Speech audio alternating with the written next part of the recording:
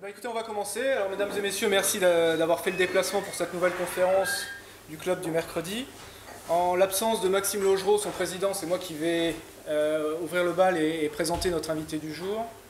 Rapidement, je ne vais pas vous faire l'article puisque beaucoup d'entre vous sont déjà venus. Le club du mercredi, c'est un petit cercle nancéen qui a pris pour habitude depuis 1 an et demi d'inviter une fois par mois un conférencier. Donc nous pouvons déjà nous flatter d'avoir reçu quelques jolis noms.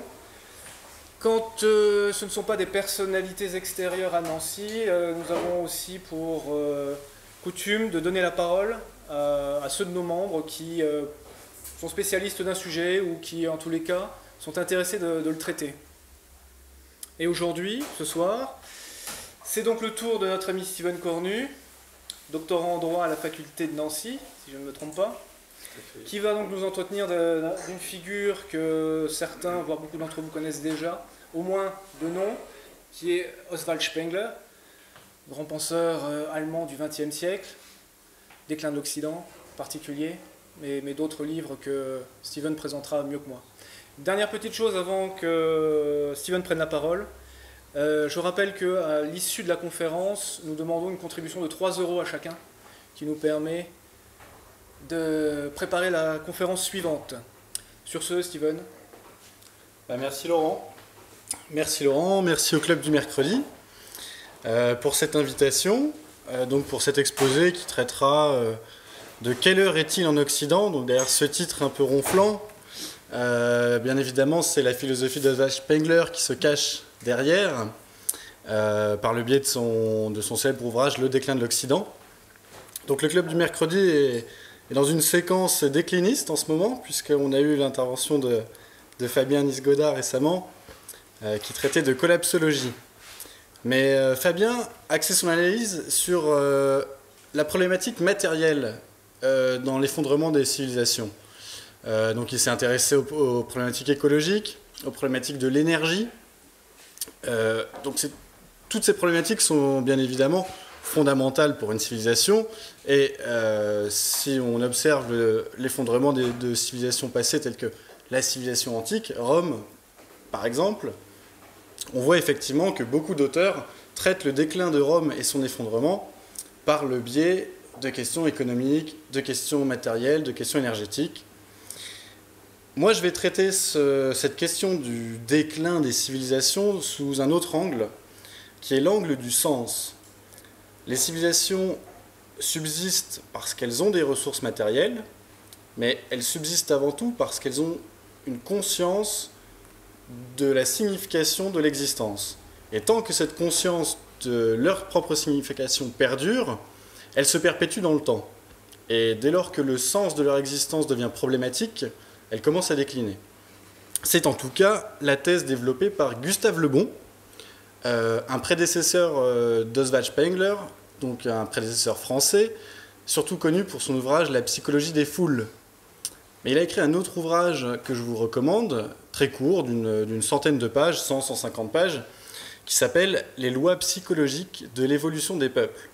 Et c'est une synthèse admirable de presque un résumé de l'œuvre de Spengler avant l'œuvre de Spengler, puisque Gustave Le Bon écrit à la fin du 19e et Oswald Spengler, lui, écrit au début du 20e siècle. Pour Gustave Le Bon, une civilisation continue à se perpétuer tant qu'elle continue à trouver un sens à son existence. Et elle cesse de se perpétuer dès lors que le sens de son existence devient problématique. Spengler développe beaucoup plus profondément que Gustave Le Bon ces problématiques de la croissance, de l'apogée et du déclin des civilisations. Son ouvrage majeur, c'est bien sûr Le déclin de l'Occident, qui paraît en 1918. Donc nous fêtons aujourd'hui le centenaire quasiment de sa parution. Et cet ouvrage a été immédiatement reconnu comme un ouvrage fondamental de la philosophie de l'histoire. Il a eu une renommée énorme en Allemagne, bien sûr, mais de manière plus générale en Europe, aux États-Unis. Et aujourd'hui, c'est un ouvrage qui revient à la mode. Donc vous savez qu'il y a des auteurs qui sont occultés pendant une certaine période de temps, et puis qui reviennent sur le devant de la scène leur nom réapparaît, leur thèse aussi, au gré de l'évolution des événements de l'histoire. Comme contemporain de Spengler, on a eu Carl Schmitt, qui a eu un peu ce destin. Donc, Carl Schmitt, c'est ce juriste et penseur politique allemand, pareil, de la première moitié du XXe siècle, qui a été largement oublié à partir de la fin de la Seconde Guerre mondiale, et qui a retrouvé une seconde gloire il y a, on va dire, une quinzaine d'années, vingtaine d'années. En France, la Nouvelle Droite a fait beaucoup pour le retour des idées de Carl Schmitt. Et aujourd'hui, Carl Schmitt retrouve dans les universités une place prépondérante. Donc, à côté de la figure tutélaire de Hans Kelsen en droit, on a maintenant l'autre figure tutélaire qui est Carl Schmitt, qui était un petit peu l'opposition à Hans Kelsen, donc l'ange blanc et l'ange noir de la philosophie du droit. Eh bien, pour Spengler, on assiste un petit peu au même phénomène, c'est-à-dire qu'il y a une dizaine d'années encore, Spengler était très peu connu. Le nom de Spengler et le titre du déclin de l'Occident n'apparaissaient ni dans le débat public, ni dans les universités. Aujourd'hui, Spengler retrouve une actualité. Beaucoup de penseurs commencent à reparler de Spengler. Des gens qui connaissaient le titre du déclin de l'Occident, il y en avait beaucoup, mais qui ne l'avaient pas lu, qui pensaient que c'était un pamphlet d'un militant de l'époque, un petit peu énervé, retournent lire l'ouvrage et se rendent compte qu'on a affaire à tout autre chose.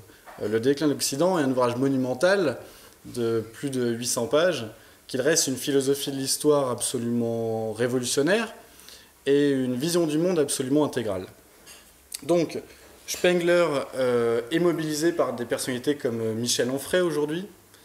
C'est par son biais d'ailleurs que j'ai découvert moi-même Spengler, donc il y a une dizaine d'années. Et aujourd'hui, on le retrouve par exemple par l'intermédiaire de Houellebecq. Je ne sais pas si vous êtes au courant, mais Houellebecq est un grand lecteur de Spengler qui a façonné sa vision du monde. Et Michel Houellebecq a d'ailleurs reçu le prix Spengler il y a quelques années, lors duquel il a prononcé un éloge de la pensée de Spengler assez mémorable. Et puis plus récemment, on a des penseurs, des intellectuels médiatiques comme Éric Zemmour, il y a une semaine ou deux, qui ont enfin lu le déclin de l'Occident et qui ont été, comme beaucoup de monde, admirablement surpris par la culture, par la profondeur des thèses du déclin de l'Occident. Et qui, je pense pour le cas de Zemmour, la lecture de Spengler va sûrement l'amener à revoir un petit peu son logiciel qui était jusque-là un petit peu franco-centré. Bref, tout ça pour vous dire que Spengler revient sur le devant de la scène, et quoi de moins étonnant, puisque Spengler a raison, comme Carl Schmitt a eu raison dans son domaine. Carl Schmitt a eu raison sur la conception du politique comme fondamentalement structurée par la dialectique de l'ami et de l'ennemi. Bien sûr, ça on l'avait oublié depuis la fin de la Seconde Guerre mondiale, et plus encore depuis la fin de la guerre froide. On était entré dans le monde miraculeux de Fukuyama, la fin de l'histoire.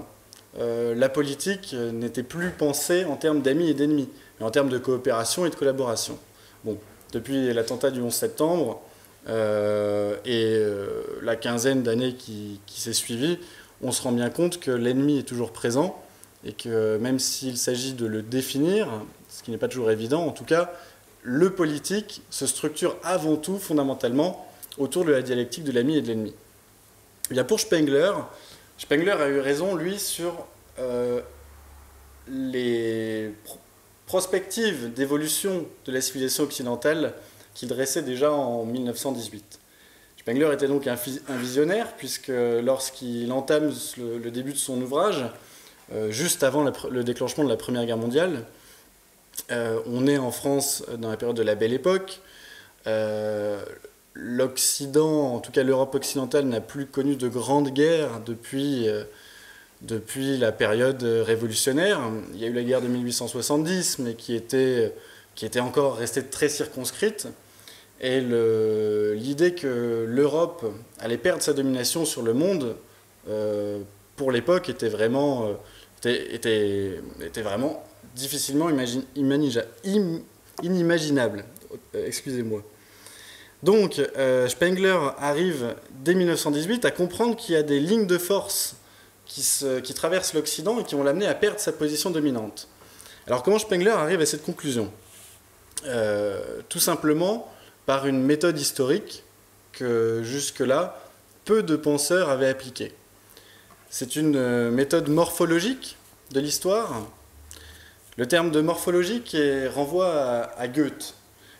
Les deux grands maîtres que Spengler se reconnaît sont Goethe et Nietzsche.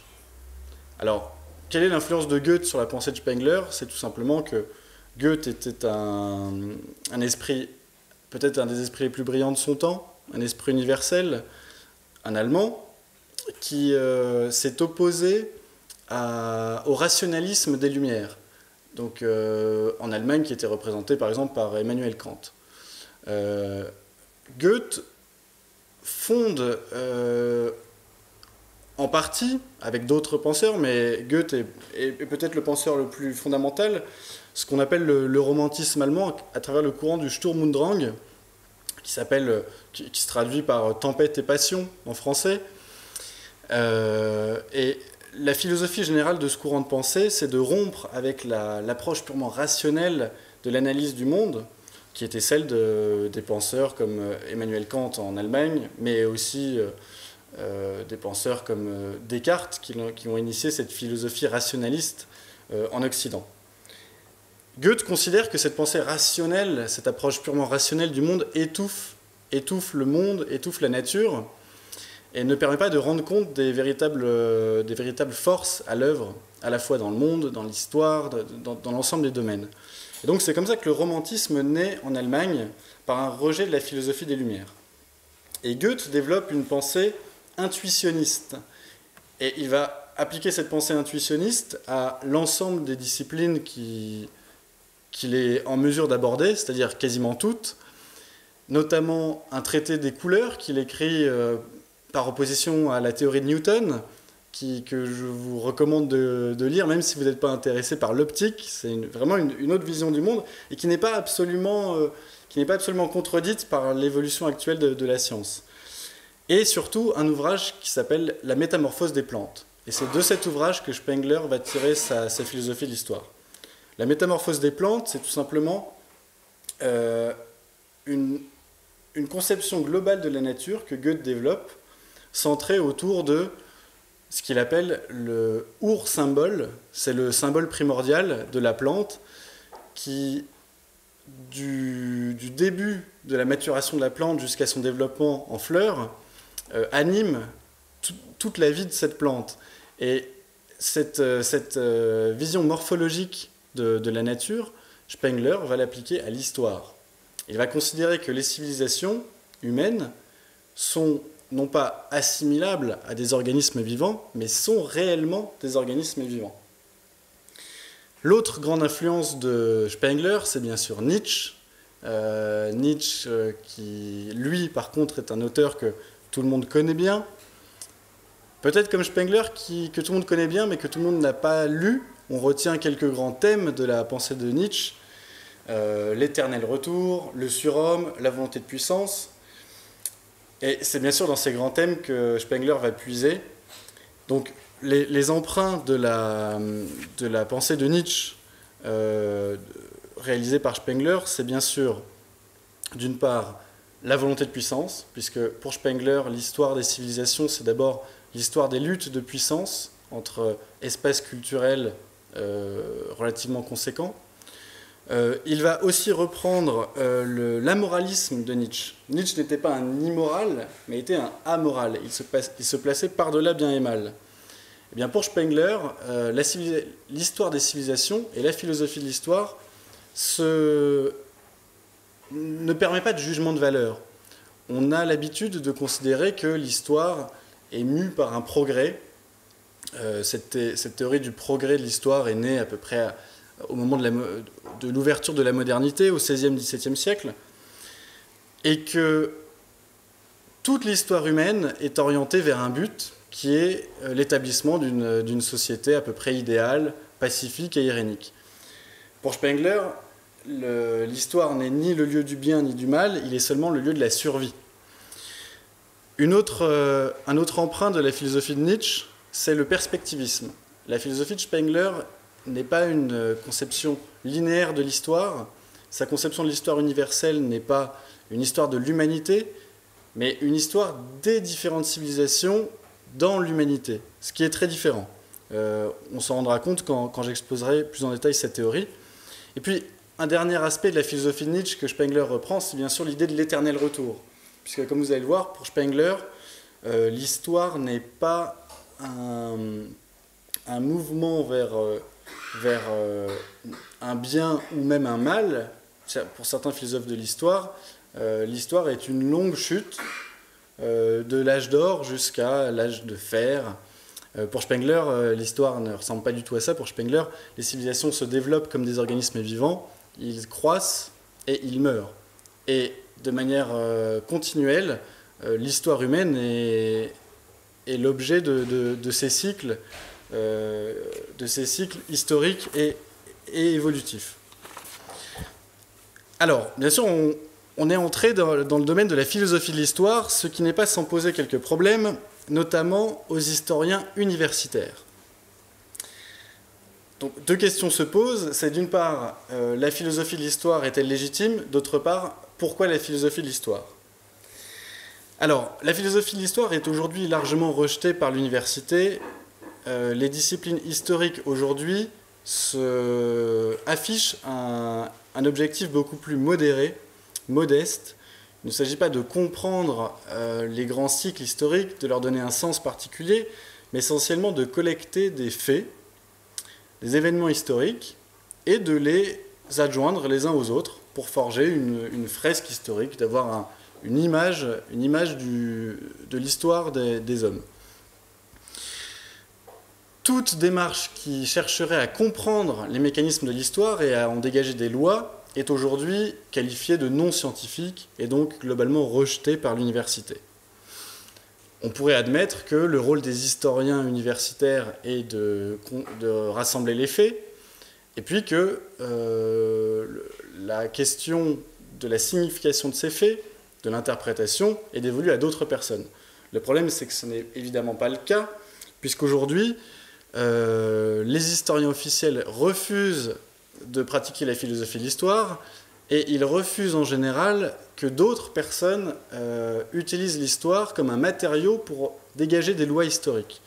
Vous vous rappelez peut-être de l'affaire Laurent Deutsch il y a quelques années, et l'affaire Éric Zemmour plus récemment.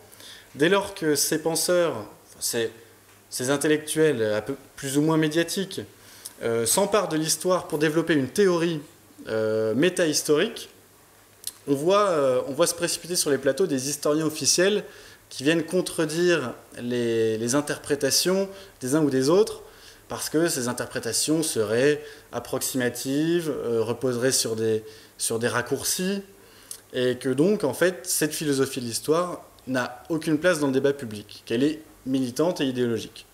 Et bien sûr, l'histoire est militante et idéologique, elle l'a toujours été.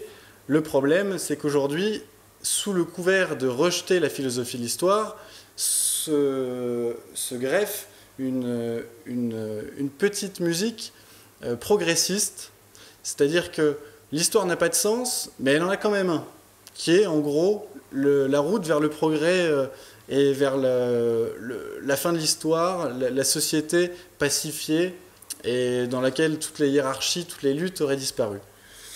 Donc, comment expliquer ce petit paradoxe? Tout simplement parce que le paradigme libéral dans les sciences historiques s'est imposé, comme partout ailleurs, depuis l'effondrement du marxisme. Pendant toute la fin du XIXe siècle et le XXe siècle, c'est le marxisme qui était le seul à développer une théorie historiciste qui permettait de rassembler tous les événements historiques dans une représentation du monde cohérente et globale. Le marxisme s'est intellectuellement effondré dans les universités au tournant des années 70-80, et depuis s'est imposé le paradigme libéral. Or, pour un libéral, bien évidemment, la science historique et la philosophie de l'histoire est hors de propos. Pour une raison très simple, c'est que les libéraux font reposer leur logiciel sur deux postulats qui sont l'individualisme d'une part et l'absolue autonomie de l'homme et le rationalisme d'autre part. Donc, pour un libéral, l'individu est la seule donnée du politique et de l'histoire. Il n'y a donc pas de loi supragénérationnelle qui s'imposerait aux individus. Et d'autre part, ces individus, chaque génération, seraient totalement libres de produire ses propres théories, de faire ses propres choix et de se rendre maître de son destin. En réalité, les libéraux transposent une idée de l'homme, qui est l'idée actuelle de l'homme, en gros l'homo economicus ou l'homme rationnel, à toutes les époques de l'histoire. De là leur incapacité à comprendre et à admettre qu'il puisse exister d'autres types d'hommes que le type qu'ils connaissent actuellement. Pour un libéral, l'homme du Moyen-Âge, c'est un homme de 2019 avec l'eau courante et l'électricité en moins. Sauf que l'eau courante et l'électricité en moins, ce n'est pas un élément accessoire, c'est un élément fondamental. Il y a un point, il y a plusieurs points, mais il y a un point en particulier sur lequel le marxisme avait, je crois, raison, c'est le fait que les conditions d'existence matérielle déterminent la psyché des hommes et des peuples. Je ne sais plus qui disait, je crois que c'était Laurent Ozon, avait une formule que je trouvais assez lumineuse. L'électricité domestique et l'eau courante ont plus fait pour le développement de l'individualisme en Occident que tous les penseurs libéraux réunis depuis 3 siècles. Et je pense que c'est assez vrai. Bon, ceci dit, cet écueil des penseurs actuels qui consiste à transposer l'image actuelle de l'homme à toutes les époques n'est pas nouvelle, puisque Nietzsche déjà l'a condamné dans ses considérations inactuelles, et notamment dans celles consacrées à l'histoire. Nietzsche écrivait « Tous les philosophes ont à leur actif cette faute commune, le défaut de sens historique. Ils partent de l'homme actuel qu'ils posent comme une vérité éternelle. Mais tout a évolué. Il n'y a pas de faits éternels, de même qu'il n'y a pas de vérités absolues. C'est pourquoi la philosophie historique est désormais une nécessité. » Nietzsche définissait le sens historique comme suit. Le sens historique, pour Nietzsche, c'est la faculté de deviner rapidement la hiérarchie des appréciations d'après lesquelles un peuple, une société, un homme ont vécu. Il faut donc avoir un instinct divinatoire lorsqu'on appréhende l'histoire, qui permette de comprendre les valeurs et finalités qui font autorité à une époque donnée, qui motivent en profondeur l'action ou l'inaction des hommes. Et ce sens historique, je crois que Spengler l'avait. Il l'avait plus que personne à son époque, puisque les grandes... Alors, bien sûr, lorsqu'on parle de Spengler, la première critique qui va venir, c'est l'œuvre de Spengler est truffée d'erreurs, d'approximations. C'est vrai, mais ça n'est pas le fin mot de l'histoire. L'œuvre de Spengler ne tire pas sa force de sa rigueur factuelle. Globalement, elle est suffisante, et l'œuvre de Spengler ne connaît pas de grosses erreurs. Il n'y a pas eu de grandes découvertes historiques depuis, mais il y a, c'est vrai, quelques petits points de détail sur lesquels Spengler faisait avec son temps. Il n'avait ni Internet ni Google, et donc, étant donné la masse énorme de faits qu'il brasse, il y a quelques approximations. Et c'est sur ce point-là que les historiens portent l'épée pour condamner l'œuvre de Spengler et sa philosophie de l'histoire. Mais l'œuvre de Spengler trouve tout son intérêt dans le fait que les grandes lignes de sa pensée sont confirmées par les événements actuels. Alors, on va présenter rapidement les thèses de Spengler, qui seraient extrêmement longues à exposer en détail, mais je vais réduire la présentation aux lignes de force les plus essentielles. Et puis, dans un second temps, on essaiera d'actualiser la pensée de Spengler, puisque Spengler est mort en 1936, donc il n'a connu ni la Seconde Guerre mondiale, ni l'époque qui s'en est suivie. Donc on essaiera d'actualiser la pensée de Spengler, de voir sur quel point ses prévisions se sont avérées justes, et surtout en quoi elles se sont avérées exactes. Alors, l'œuvre de Spengler consiste d'abord à rompre avec le schéma linéaire classique en histoire. Le schéma linéaire pour les sciences historiques, c'est le triptyque Antiquité, Moyen-Âge, Renaissance et modernité. Pour Spengler, l'histoire ne peut pas se résumer à ce triptyque pour plusieurs raisons. D'abord parce qu'il est européocentré. C'est en gros l'histoire de l'Europe que les historiens ont retracée à travers ce schéma. Spengler préfère distinguer l'histoire en périodes civilisationnelles, qu'il nomme les hautes cultures. Il distingue donc 8 hautes cultures qui sont Sumer, l'Égypte, l'Inde, la Chine, l'Antiquité, donc c'est-à-dire la civilisation gréco-romaine, la civilisation arabe, la civilisation mexicaine et la civilisation occidentale qui est la nôtre actuellement. Alors vous aurez peut-être remarqué qu'il manque un ou deux continents. L'Afrique, Spengler ne considérait pas que l'Afrique avait développé une haute culture jusqu'à présent, et la Russie. La Russie orthodoxe était pour Spengler peut-être la civilisation qui devait succéder à la civilisation occidentale. Donc la Russie n'est pas, dans le schéma spenglerien, une force motrice de l'histoire. Elle a jusqu'à maintenant subi les pensées de l'Occident, les influences politiques de l'Occident. Elle les a absorbées, elle les a transformées, et puis elle s'en est départie avec l'effondrement du bloc soviétique. Et la Russie est peut-être, pour Spengler, la puissance civilisationnelle à venir qui devrait succéder à l'Occident. Alors bien sûr, il nous faut délimiter un petit peu l'Occident. Quand commence l'Occident pour Spengler, il se forge entre, on va dire, le début de la dynastie carolingienne et l'an 1000. Donc vous voyez que Spengler fait remonter le début de l'Occident bien après des penseurs comme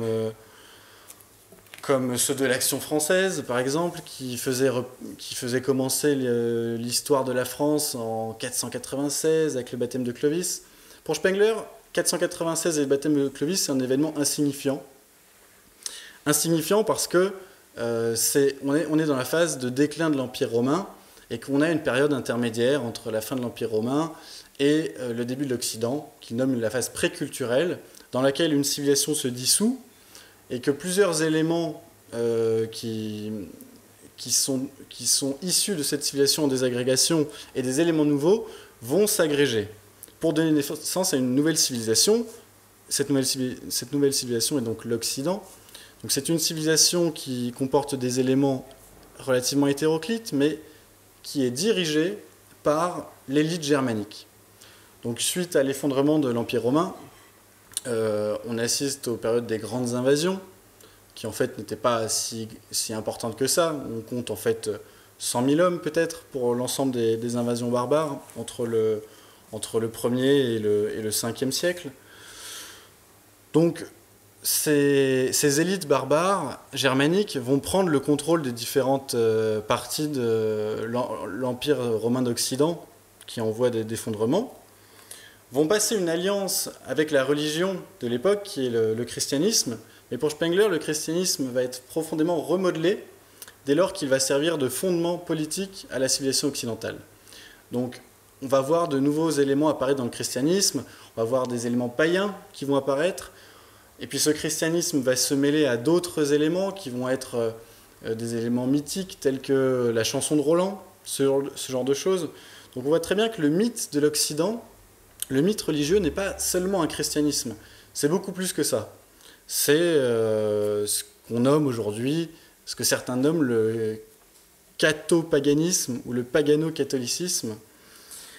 Et c'est ce syncrétisme religieux qui va fonder le développement de l'Occident. Alors pour Spengler, chaque culture, chaque haute culture a un caractère propre, une âme propre et un symbole particulier qui ne parle qu'à elle seule. Et c'est à travers ce symbole spécifique qu'on peut distinguer les différentes civilisations, justement. Pour prendre l'opposition entre les civilisations antiques, gréco-romaines et la civilisation occidentale, Spengler attribue à la civilisation gréco-romaine et antique le symbole du corps. C'est le corps qui, aux yeux des Grecs, constitue la donnée fondamentale dans la représentation du monde. Et les Grecs ont effectivement eu beaucoup de mal à développer une pensée au-delà des corps matériels, des corps physiques. Par exemple, quand vous lisez le traité de l'âme d'Aristote, vous serez étonné de vous rendre compte que Aristote se demande si l'âme est du feu, est-ce que c'est de l'eau, est-ce que c'est de l'air, est-ce que l'âme est sphérique, est-ce qu'elle est composée de microparticules sphériques. Et donc, lorsqu'on est confronté à ces auteurs antiques, on se rend compte assez vite qu'on est face à une autre représentation du monde, fondamentalement différente. Spengler a donné à cette conception antique du monde le qualificatif d'apollinien. Donc Apollon, c'était le dieu des formes, des belles formes, c'était aussi le dieu des clarifications, mais c'est le nom que va donner Spengler à la civilisation antique, c'est la civilisation apollinienne. En revanche, l'Occident va trouver un tout autre symbole dans la figure de Faust. La civilisation occidentale, pour Spengler, est motivée, quant à elle, non pas par l'admiration du corps et la recherche du corps dans toutes les réflexions, mais par par la projection vers l'infini et par le symbole de l'infini. Et ce symbole de l'infini va se retrouver dans toutes les disciplines, dans tous les domaines de la production intellectuelle et artistique de l'Occident. On le retrouve dans la musique, on le retrouve dans les mathématiques, par exemple les fonctions, le calcul infinitésimal développé par Leibniz, sont des innovations spécifiques à l'Occident, qu'on ne retrouve pas avant et qu'on ne retrouvera normalement pas après. Bien sûr, l'âme d'une civilisation se retrouve aussi et avant tout dans son art et dans son architecture. Cette tentation vers l'infini qui caractérise l'Occident se retrouve dans les buildings actuels aux États-Unis, les gratte-ciels, mais se retrouve aussi déjà dans la forme des temples occidentaux qui sont les cathédrales, avec ces flèches dressées vers l'infini, vers le ciel. Et donc, Spengler fait des associations entre les formes architecturales. Et il voit qu'il y a la même énergie et la même âme qui anime les bâtiments d'une même civilisation à différentes époques données de son histoire.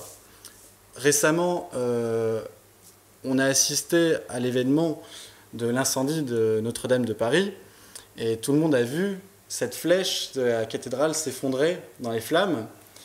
Et il est vrai qu'il semble que cet événement ait rappelé à beaucoup d'Occidentaux qu'ils étaient partie prenante d'une civilisation bien donnée. On a aussi vu que ça ne parlait pas à tout le monde, que certaines populations n'étaient pas sensibles à cette tragédie, et que la chute de la flèche était plutôt un synonyme, une cause de réjouissement. Eh bien, cet effondrement de la flèche de Notre-Dame, si elle nous a parlé à nous occidentaux, pour Spengler, c'est parce qu'elle symbolise notre propre représentation du monde. Donc cette flèche représentait, comme les tours du 11 septembre, cette tentation de l'infini, cette projection vers l'infini. L'Occident a aussi été la première civilisation à sortir de l'orbite terrestre pour conquérir d'autres planètes et pour développer pour pousser l'humanité hors des frontières terrestres. Donc, par exemple, la mission Apollo, qui a emmené les premiers hommes sur la Lune, pour Spengler, je pense qu'il aurait préféré donc qu'elle s'appelle la mission Faust, puisque pour Spengler, Apollon est déjà pris par les civilisations antiques. Bref, vous comprenez bien que pour Spengler, chaque civilisation a une âme spécifique, que toutes les autres civilisations ne comprennent pas cette âme spécifique, et que par définition, il n'y a pas de continuité et de linéarité dans l'histoire universelle. Il peut bien sûr y avoir des emprunts, il peut y avoir des héritages, mais globalement, lorsqu'une civilisation disparaît, elle emporte avec elle tous ces symboles signifiants et tous ces symboles porteurs de sens. Et ces symboles ne parleront plus jamais à une autre civilisation. C'est pour ça qu'on reste devant les pyramides égyptiennes avec ce sentiment d'étrangeté. On ne comprend pas ce qu'ils voulaient en faire, on ne comprend pas à quoi cette forme répondait. Pour Spengler, c'est tout à fait normal, c'est parce que ça ne s'adressait pas à nous, ça s'adressait à une civilisation qui a disparu et dont on ne retrouvera jamais l'esprit. Mais au-delà des différences entre les différentes civilisations, pour Spengler, chaque civilisation se développe selon un processus qui, lui, est relativement identique. Pour Spengler, les civilisations et les hautes cultures naissent, croissent et meurent selon des rythmes et des processus relativement similaires. Les civilisations sont des organismes vivants qui ont une durée de vie d'à peu près un millénaire, peut-être un peu plus, qui s'étalent donc sur 40 à 50 générations. Et durant leur vie, elles passent par plusieurs phases. Spengler utilise l'analogie avec le cycle des saisons, donc une phase de printemps, une phase d'été, une phase automnale et une phase hivernale. Et lors de chacune de ces phases, bien sûr, la civilisation a un état d'esprit propre qui correspond à cette phase et pas à une autre. Donc la jeunesse, l'âge adulte, la vieillesse et la mort. Alors, la philosophie de Spengler se fonde sur une opposition entre deux pôles, le pôle qu'il nomme le pôle de la culture et le pôle de la civilisation. C'est pour ça que Spengler utilise plutôt le terme haute culture pour désigner les civilisations et n'utilise pas le terme civilisation qui est devenu un terme générique. Une haute culture se distingue en deux phases, la phase de la culture proprement dite, puis ensuite la phase de la civilisation. Et ces deux phases sont un petit peu comme une image qui permet de bien comprendre la philosophie de Spengler, c'est l'image de l'arbre qui se développe d'abord vert, plein de vie, qui croît, et puis petit à petit il se rigidifie, l'écorce se renforce, s'épaissit, et puis l'arbre perd petit à petit de sa vitalité, et puis il se sclérose, et finalement il meurt. Eh bien, pour Spengler, les civilisations prennent à peu près le même chemin. Alors, la phase de la culture, pour Spengler, c'est la phase de la naissance. Elle est marquée par la ruralité, par la foi religieuse, par les grands combats fondateurs, lors desquels la civilisation repousse ses ennemis et reconnaît ses amis. Et puis lorsque cette phase culturelle s'achève, la haute culture entre dans la phase spécifiquement civilisationnelle.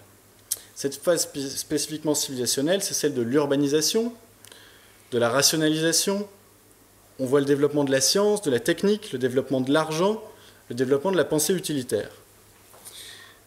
Et finalement, lorsque la civilisation s'est développée jusqu'à la fin de son cycle, l'âme qui animait cette haute culture à l'origine s'est évanouie, elle s'est épuisée dans la civilisation, et à partir de ce moment-là, la civilisation s'effondre. On voit donc que pour Spengler, c'est une analyse psychologique qui fait sens dans l'histoire des civilisations.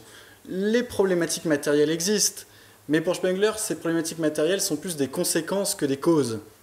C'est parce que les hommes n'ont plus envie de trouver de nouvelles solutions aux problèmes qui se posent à eux, parce que les hommes sont fatigués d'exister, parce qu'ils ont perdu le sens de la lutte, qu'ils cessent de résoudre des problèmes et qu'ils se laissent aller.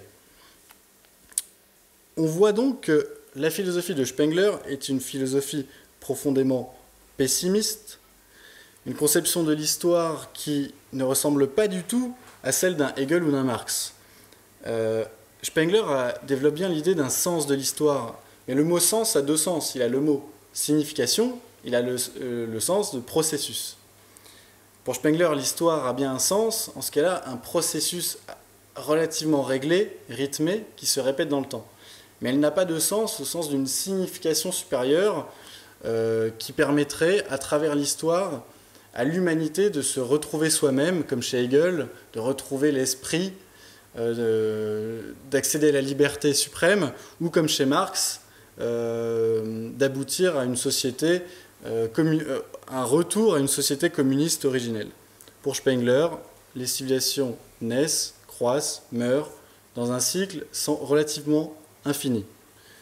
Sauf si l'Occident, par sa spécificité, nous démontre le contraire, mais nous allons voir que ça n'est probablement pas gagné. La conception de Spengler n'est donc pas celle non plus d'une chute. Spengler a été souvent rapproché d'auteurs de droite, comme Julius Evola ou René Guénon, qu'on range parmi l'école traditionnaliste.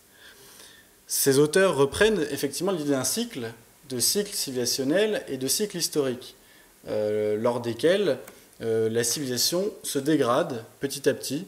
Elle passe de considérations spirituelles à des conceptions plus guerrières, puis à des conceptions économiques, puis finalement elle s'effondre dans le nihilisme. Alors, pour Spengler, on retrouve bien cette idée de cycle, par contre, on ne retrouve pas cette idée d'une chute. Pour les penseurs de la tradition, les penseurs contre-révolutionnaires, l'humanité chute depuis le début de l'histoire d'un âge d'or, lors desquels les hommes étaient en contact avec les dieux. Et puis, ce mouvement cyclique de chute est relativement sans fin, avec des petites renaissances, mais globalement, l'humanité court à sa perte, peut-être jusqu'à une apocalypse et l'apparition d'un nouveau type d'homme. Mais ce n'est pas seulement une civilisation qui s'effondre pour ces penseurs-là, c'est l'humanité entière. On pourrait citer par exemple l'ouvrage de Julius Evola, Révolte contre le monde moderne. Alors le titre de l'ouvrage, paru en 1936, peut faire penser au déclin de l'Occident par son côté pamphlétaire. Mais comme pour le déclin de l'Occident, il n'en est rien. Révolte contre le monde moderne est un ouvrage de philosophie de l'histoire qui n'a rien d'un pamphlet, qui expose peut-être le mieux, de la manière la plus synthétique, la philosophie de l'histoire de l'école traditionnaliste. Donc je vous y renvoie pour approfondir ces notions-là. Bref, on voit que Spengler a des points de contact avec cette école de pensée, mais il s'en distingue par sa dimension naturaliste et amétaphysique. C'est-à-dire que pour Spengler, il n'existe pas d'âge d'or, il n'existe pas de rapport fondamental à la divinité pour les hommes. Il n'existe qu'une apparition, la génération d'un mythe, et puis un effondrement. Donc chez Spengler, il n'y a pas de jugement de valeur, juste une nécessité aveugle qui se répète au fur et à mesure de l'histoire. C'est la force de sa théorie. La philosophie de Spengler permet de concilier le progressisme et le déclinisme, puisque chez Spengler, tout progrès est effectivement un progrès matériel, mais il est en même temps un déclin. C'est-à-dire que tout progrès réalisé sur le plan matériel se paye sur le plan spirituel et sur le plan de l'âme, qui s'épuise. La philosophie de Spengler évacue aussi l'idée du complot. Donc il n'y a pas de grand complot à l'œuvre dans l'effondrement des civilisations. Bien sûr, il peut y avoir des petits complots particuliers, mais globalement, une civilisation meurt parce qu'elle est malade. Et si jamais elle est affectée par des maladies, c'est parce qu'elle est en train de vieillir. Ce n'est pas un facteur exogène qui vient effondrer les civilisations, elle s'effondre d'elle-même, c'est une nécessité. L'approche complotiste de l'effondrement des civilisations prend en fait, pour Spengler, les causes pour les effets. Donc pour Spengler, juste une nécessité à l'œuvre qui se répète jusqu'à la fin de l'histoire, qui normalement n'arrive jamais. Alors la chronologie générale de l'effondrement des civilisations. On va exposer 3 grandes phases des civilisations et on va essayer de les appliquer à l'Occident. Alors la phase de la fondation d'abord. C'est la phase lors de laquelle les grandes guerres défensives sont menées, l'ordre intérieur est établi et les grands mythes sont forgés.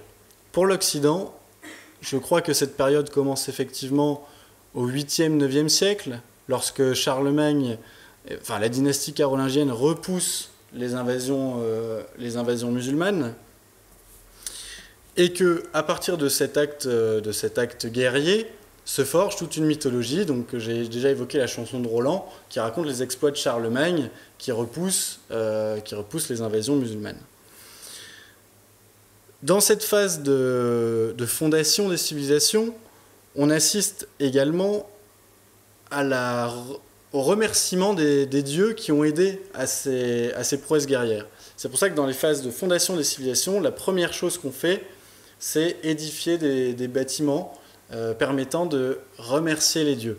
Donc pour l'Occident, c'est bien sûr l'ère des cathédrales qui commence au XIe, XIIe siècle et puis qui finit pour certaines au XIXe siècle. Mais bon, l'ère des cathédrales s'achève, on va dire, au XIVe siècle, Fabien, c'est à peu près ça.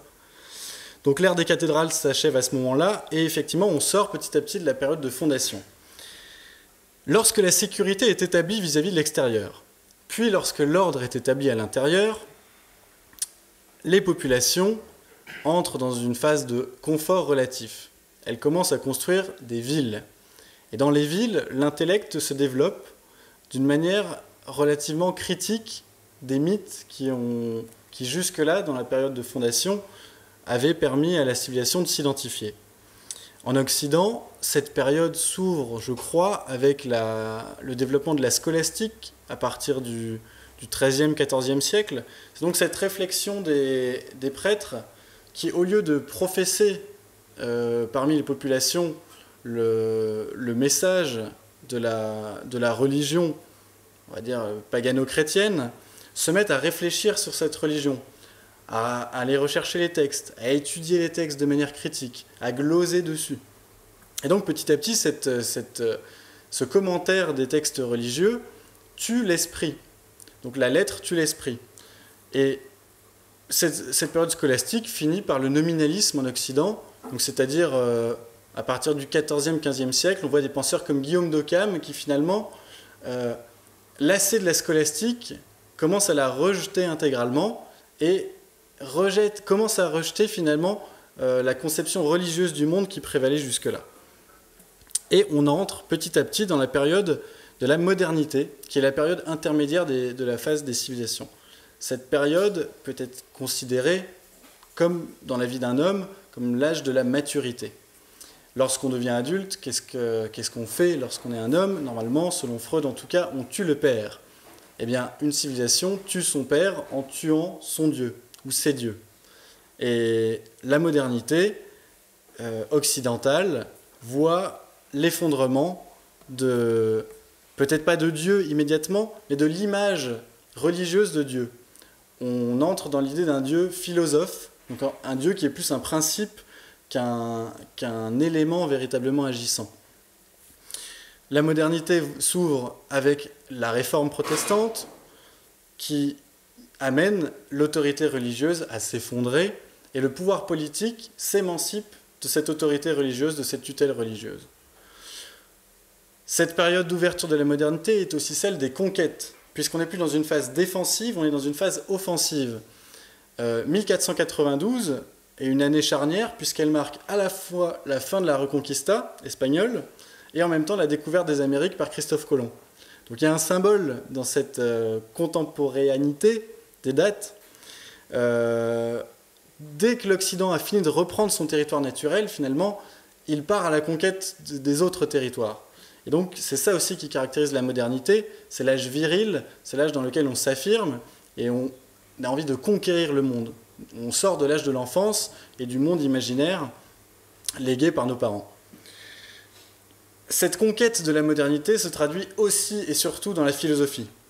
La classe porteuse de sens jusque-là, qui était la classe sacerdotale, disparaît progressivement, l'âge des théologiens disparaît et on entre dans l'âge des philosophes. Qu'est-ce que promettaient les théologiens? C'est le salut de l'âme. Donc c'est l'accession à l'autre monde, à l'au-delà du monde. Pour les philosophes qui apparaissent à la modernité, comme Descartes par exemple, il s'agit de conquérir le monde. Descartes est assez intéressant puisqu'il illustre sa formule de la manière la plus évidente possible. Toute la philosophie de Descartes consiste à se rendre comme maître et possesseur de la nature. Et pour cela, il s'agit de faire table rase, de liquider les anciennes croyances et de reconstruire une conception du monde sur les principes de la science qui permettront de s'en rendre maître. Donc, cette modernité s'ouvre, elle s'ouvre aussi à Rome avec l'apparition de la République. On voit qu'il y a une analogie pour la civilisation romaine, par exemple. La phase religieuse s'achève globalement avec la fin de la période royale et l'entrée dans la République. Bien sûr, ça ne veut pas dire que la religion s'effondre à ce moment-là, mais c'est-à-dire que la dimension sacrée de l'existence passe au second plan. Et le premier plan, c'est maintenant celui de la conquête rationnelle. Donc la phase moderne est avant tout une phase rationaliste. Lorsque cette modernité suit son cours, on voit en Occident apparaître les premières formes de révolution. C'est-à-dire que, bien sûr, lorsque la modernité apparaît, la forme royale persiste. On entre dans l'Ancien Régime. Mais l'Ancien Régime n'a rien à voir avec la royauté sacrée telle qu'elle pouvait se montrer au Moyen-Âge. L'Ancien Régime, pour beaucoup, en tout cas pour beaucoup de pays, consiste en fait dans ce qu'on a appelé les monarques absolus, ou les monarques éclairés. Et ces monarques ne s'appuient plus sur le droit divin, mais essentiellement sur la raison et la science, d'où leur nom de monarques éclairés. Et donc on va voir dans les cours royales, les théologiens laisser la place aux philosophes, aux économistes, aux juristes. Et cette philosophie moderne va servir de fondement à la royauté des XVIe, XVIIe siècles. Et puis cette royauté, finalement, va perdre, va en fait scier la branche sur laquelle elle était assise, puisqu'en renonçant au soutien de l'Église, en voulant s'émanciper de l'Église, elle perd le soutien que l'Église lui apportait et que la religion lui apportait. Et donc on entre au XVIIIe siècle dans la phase des révolutions. On peut dire que le XVIe et le XVIIe siècle étaient une modernité platonique ou théorique, dans laquelle les principes de la modernité n'étaient pas réellement entrés en action. Et puis à partir de la fin du XVIIIe siècle, avec les révolutions politiques, notamment la Révolution française, eh bien, la modernité entre en action et on assiste donc à la grande révolution bourgeoise de 1789 qui place la raison, la déesse raison, au fondement de la pensée politique. La modernité se poursuit au XIXe siècle, toujours marquée par cette volonté de puissance. Donc l'Occident continue à conquérir le monde, l'Occident développe une technique incomparable, et puis, à la fin du XIXe siècle, l'Occident arrive finalement à contrôler 80% des territoires du monde. Donc il s'étale sur 80% des territoires du monde.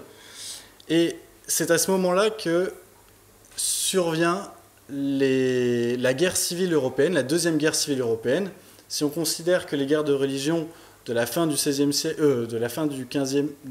siècle ont aboli l'autorité religieuse et ont amené le passage de la période traditionnelle à la période moderne, la guerre civile politique de la première moitié du XXe siècle, donc avec les deux guerres mondiales, vont, elles, amener une révolution qui va amener le passage de la modernité à ce qu'on appelle aujourd'hui la postmodernité.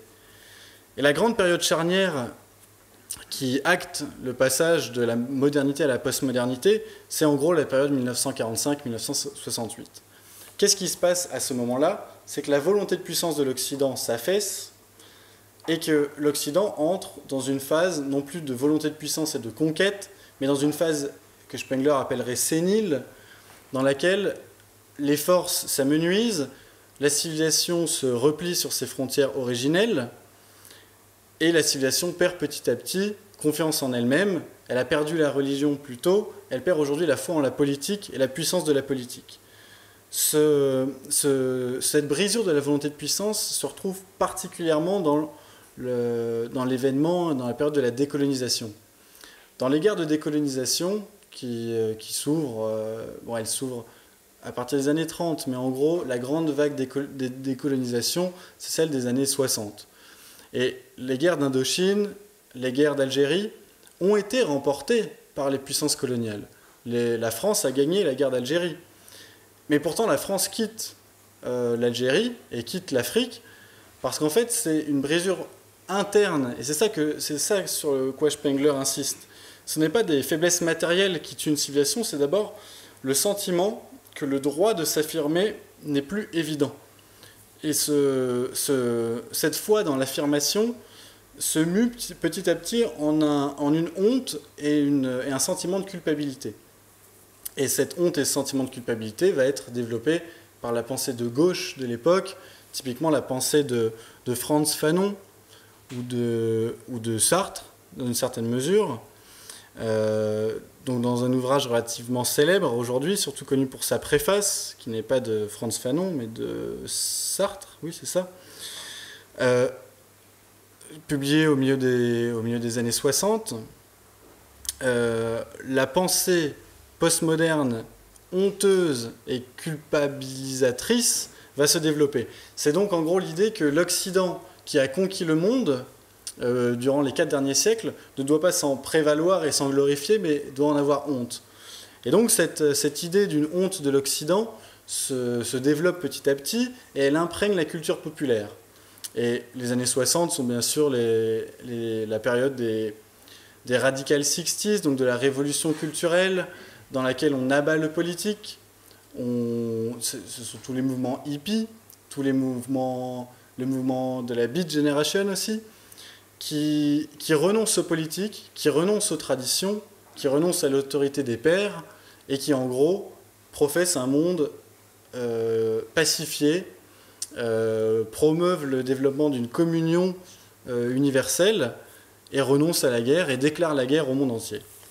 Et c'est donc cette philosophie qui a animé la théorie de Francis Fukuyama, donc ce penseur relativement connu, qui a écrit Le Dernier Homme et la fin de l'histoire, qui considérait que l'époque des grandes conquêtes étant passée, l'Occident ayant dominé le monde, le fait que l'Occident renonce aux politiques et renonce à la guerre pour entrer dans des schémas politiques basés sur la coopération, allait amener le monde entier à se convertir à cette philosophie pacifique.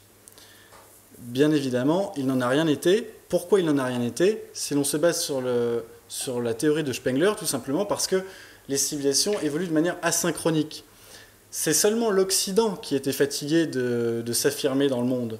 Mais la fatigue de l'Occident n'est pas la fatigue des autres civilisations. Et au contraire, la fatigue de l'Occident va réveiller le sentiment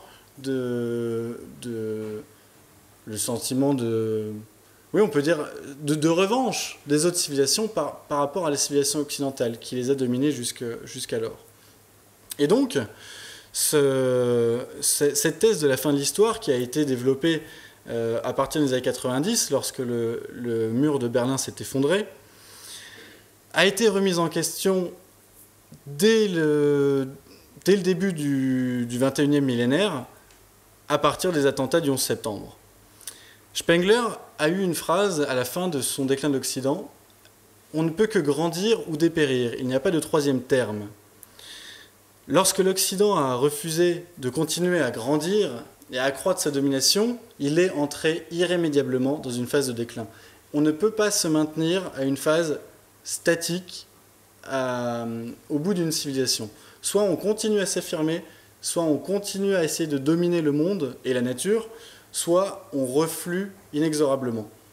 Et c'est ce reflux qui semble avoir gagné l'Occident aujourd'hui. Alors il s'est observé dans le domaine politique, par le biais de la décolonisation. Donc la décolonisation des années 60, la décolonisation politique, puis la décolonisation, on va dire, culturelle des années 90 jusqu'à aujourd'hui. C'est-à-dire que toutes les civilisations qui ont été conquises par l'Occident sont en train de rejeter la surface, la membrane occidentale. On voit que la Russie, juste après être sortie du communisme, ne s'est pas ralliée aux valeurs libérales de l'Occident, mais les a au contraire progressivement rejetées. Il faut dire que l'Occident l'a bien aidé en culpabilisant la Russie régulièrement et les civilisations orthodoxes. C'est aussi le cas pour la Chine. La Chine a été un bon élève de l'Occident pendant toute la période de la seconde moitié du XXe siècle. La Chine a essayé de rattraper l'Occident avec les techniques de l'Occident et les modèles politiques et idéologiques de l'Occident. Et au tournant des années 2007-2008, la Chine a opéré un revirement. Elle a rejeté progressivement les influences occidentales et libérales. C'est en gros la période de la directive numéro 9 qui a été... c'est une circulaire qui a été émise par le Parti communiste chinois en 2008, il me semble, ou un peu après, 2008-2009, il me semble. Dans cette directive, c'est une directive en une dizaine de points. Ce sont tous les points que la Chine refuse de continuer à promouvoir. C'est-à-dire la démocratie pluraliste, libérale, les droits de l'homme et un ensemble d'autres considérations idéologiques qui sont les considérations idéologiques actuelles de l'Occident. Pour l'Afrique, on observe aussi une volonté d'indépendance, avec la critique de la France-Afrique. Alors bien sûr, c'est plus compliqué puisque l'Afrique n'a pas encore eu une civilisation à part entière pleinement développée. Pour le monde arabe, pour le monde musulman, en revanche, qui lui a eu une civilisation, cette volonté de rejeter le bagage culturel et idéologique de l'Occident est assez nette. Je crois que ça n'aura échappé à personne. Donc aujourd'hui, l'Occident est dans une phase de repli qui s'opère avant tout intérieurement, psychologiquement. Un autre concept de Spengler, c'est celui des secondes religiosités. Et c'est celui que je voudrais aborder pour conclure, en tout cas pour me diriger vers la fin de cet exposé, et avant d'entrer dans la phase des questions. Les secondes religiosités pour Spengler sont les religiosités qui apparaissent lors des phases terminales des civilisations. On a vu que la religion proprement dite était l'apanage du début des civilisations. C'est autour de la religion qu'une civilisation se forme. Puis pendant la phase moderne, une civilisation rejette progressivement cette religion pour intégrer la philosophie, pour intégrer la puissance de la raison, pour intégrer d'autres modes de pensée. Mais lorsque ces modes de pensée commencent à s'effondrer, lorsqu'on commence à apercevoir les désillusions du progrès, eh bien on retrouve des secondes religiosités dans les fins des civilisations. Et ces secondes religiosités, contrairement aux premières qui étaient des religions vitalistes et affirmatives, ces secondes religiosités sont négatrices et renonciatrices. Alors pour la civilisation hindoue, c'est typiquement le bouddhisme qui arrive à la fin de la civilisation hindoue et qui consiste en un relâchement, un laisser-aller général qui s'oppose à l'affirmation védique, vitaliste du début de la civilisation hindoue. Pour la Chine, c'est la période Confucius, Lao Tse.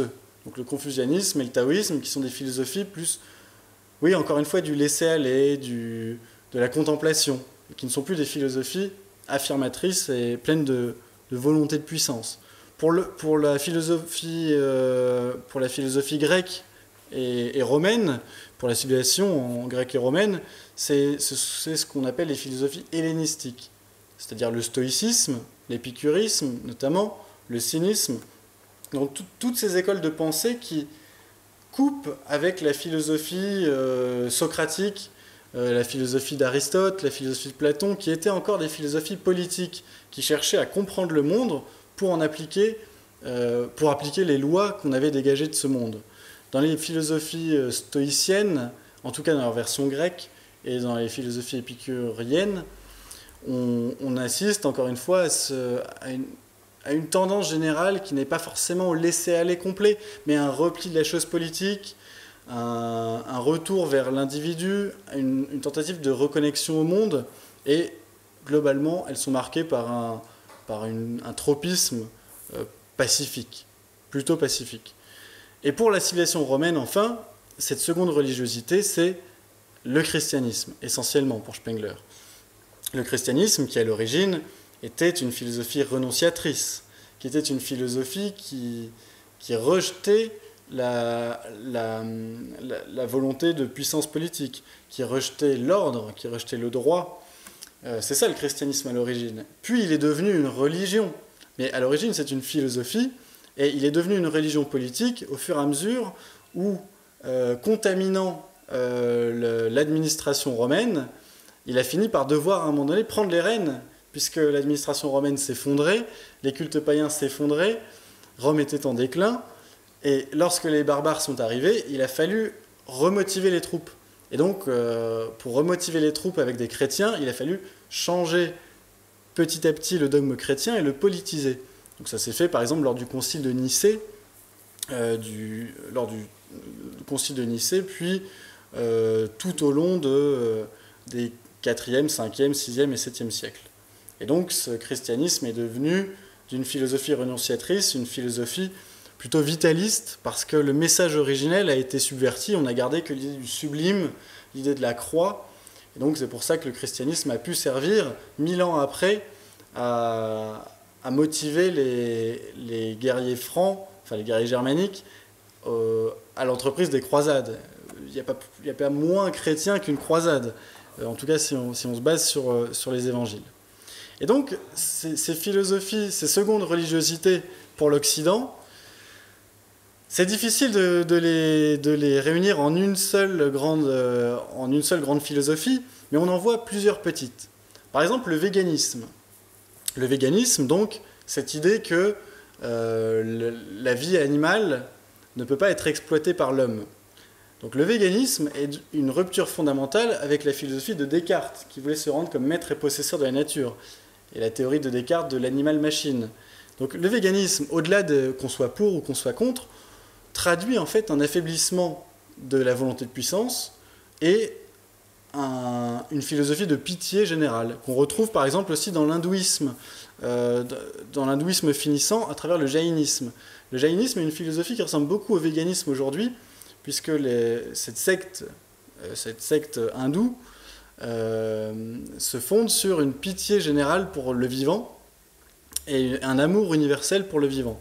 Donc par exemple, les prêtres, les prêtres jaïnistes refusent et interdisent d'allumer des lumières la nuit pour ne pas que les moustiques viennent mourir brûlés par les flammes.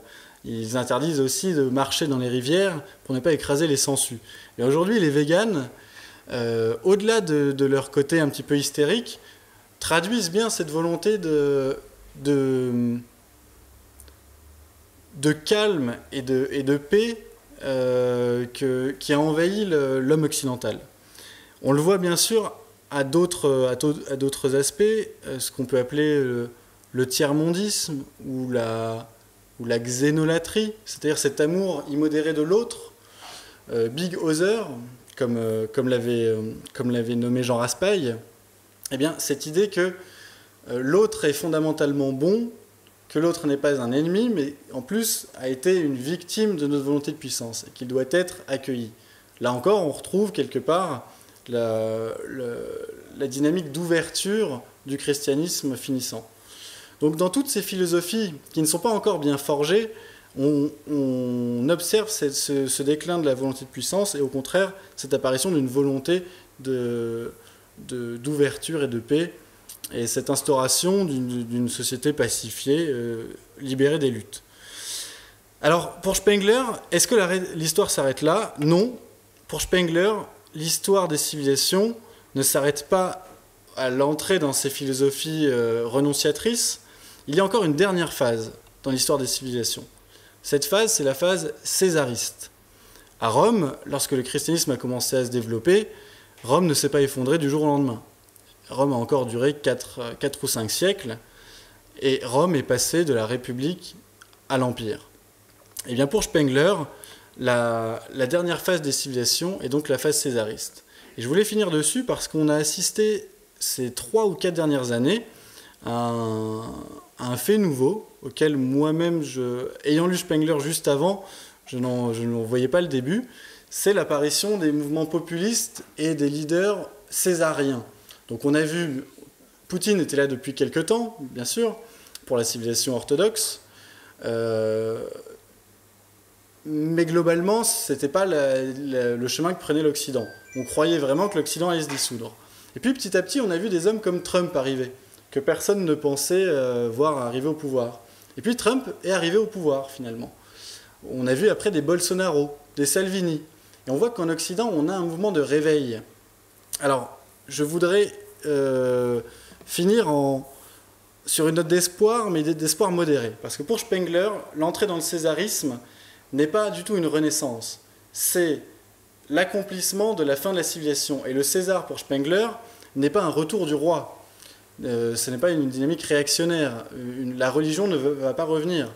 Ce qui vient, c'est des hommes charismatiques, des grands pragmatiques, c'est comme ça qu'ils les appellent, qui ont renoncé à la religion comme fondement de leur pouvoir et qui ont renoncé au rationalisme, donc aux grandes idéologies.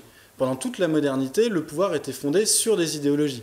De Hobbes à Hitler, ce sont des idéologies qui soutenaient les pouvoirs politiques. Dans la phase césarienne, normalement, ce qui fondera l'autorité des grands leaders, ce sera le charisme, uniquement le charisme. Ce seront des leaders qui motiveront les troupes par une rhétorique fondée sur l'action. L'action sans grande projection, l'action pour l'action. Et peut-être qu'en France, notre premier César se nomme Emmanuel Macron, avec son mouvement En Marche. Le choix du terme En Marche est assez intéressant, parce qu'il ne dit ni vers quoi le parti En Marche veut aller, ni pourquoi. En fait, c'est une mise en marche, sans qu'on sache vraiment vers quoi, sans qu'on sache vraiment pourquoi. C'est un oubli de notre perte de sens, de notre déclin, par la mise en branle d'énergie neuve. Il faut penser printemps. Mais penser printemps, ça voudrait dire penser religion, penser culture, penser art. Pour Macron, la religion, la culture et l'art sont des choses essentiellement dépassées. ce qui motive Macron, mais ce qui motive aussi Trump, et c'est pour ça qu'on peut les ranger dans la même catégorie de cette grande figure du César, c'est essentiellement la perpétuation du cadre ancien, c'est-à-dire la perpétuation du système économique, la perpétuation d'un ordre intérieur relativement stable, et puis la perpétuation de la propriété privée, de ce genre de choses. Et donc c'est ça que Rome a connu pendant 4 siècles avec la période impériale et la période des Césars. C'est ni une renaissance, alors bien sûr il y a eu des petites tentatives de renaissance, par exemple la période de l'empereur Julien l'Apostat, qui est en fait Julien le Fidèle, selon la perspective d'où on se place. C'est cet empereur qui a été élevé dans le christianisme et puis qu'il a rejeté pour tenter un retour aux dieux païens. Mais son entreprise a avorté. Pourquoi elle a avorté ? Parce que l'esprit païen avait quitté Rome. Et donc, pour Spengler, ce n'est pas un grand homme qui permettra d'inverser le cours de l'histoire. En revanche, l'Occident n'est pas nécessairement mort demain ou après-demain. L'Occident peut encore connaître de belles années, de belles décennies, peut-être de beaux siècles. L'Occident peut se ressaisir, mais il se ressaisira sur des bases fondamentalement nouvelles, qui seront des compromis entre tribus. On va assister à un éclatement des États-nations, dans le schéma spenglerien. Plusieurs communautés vont cohabiter sur un même territoire et vont essayer de s'entendre pour ne pas trop se faire la guerre. Et puis ces différentes communautés vont se séparer, mais vont se retrouver dans la figure d'un César unique, d'un César qui, par son charisme et son autorité, va les empêcher de se livrer à une guerre civile totale. Voilà un petit peu comment Spengler voyait et annonçait la suite de l'histoire occidentale. Donc pour Spengler, l'Occident, normalement, en a pour encore 3 ou 4 siècles. On est au début de la fin, mais on n'est pas à la fin absolue de l'Occident. Donc on en a pour jusqu'en 2300-2400. C'est la date qu'il donne dans ses derniers ouvrages. D'ici là, il peut se passer beaucoup de choses. On peut avoir des sursauts, et puis on peut avoir des compromis inattendus. Peut-être qu'effectivement, l'ennemi du moment va devenir un allié contre un ennemi plus pressant. Peut-être que le monde musulman, finalement, qui de fait aujourd'hui est en Occident physiquement, va considérer que la menace chinoise, la menace asiatique, est suffisamment forte pour que ce soit nécessaire de passer une alliance avec la civilisation occidentale, en tout cas ses représentants qui restent. Et donc peut-être qu'on va arriver à des phénomènes un peu hybrides, un petit peu comme Houellebecq en dressait le portrait dans son ouvrage Soumission, avec des leaders charismatiques musulmans qui en fait vont arriver à faire une synthèse entre la tradition occidentale et puis un islam renouvelé, un petit peu occidentalisé. Donc ça, c'est une perspective possible. C'est en tout cas celle que Houellebecq, celle sur laquelle Houellebecq mise. Je ne sais pas ce que vous en pensez. Moi, ça me paraît assez peu probable, mais en tout cas, dans le schéma spenglerien, c'est quelque chose de tout à fait imaginable. Voilà, donc je vais m'arrêter de là-dessus. Je ne peux pas développer plus parce que la pensée de Spengler est trop riche. Je ne peux que vous encourager à la lire. Le déclin de l'Occident est un ouvrage dont on ne sort pas indemne. Il y a peu d'ouvrages comme ça. Une fois qu'on a eu le déclin de l'Occident, beaucoup d'ouvrages nous paraissent assez fades parce qu'ils manquent de profondeur et d'envergure justement. Et puis, avant de lire le déclin de l'Occident, vous pouvez vous tourner vers des ouvrages comme, effectivement, ceux de Gustave Le Bon, Loi psychologique de l'évolution des peuples, qui font des belles synthèses de cette manière d'appréhender l'histoire à travers les civilisations. Voilà, je vous remercie. Peut-être qu'on a un petit peu de temps pour les questions.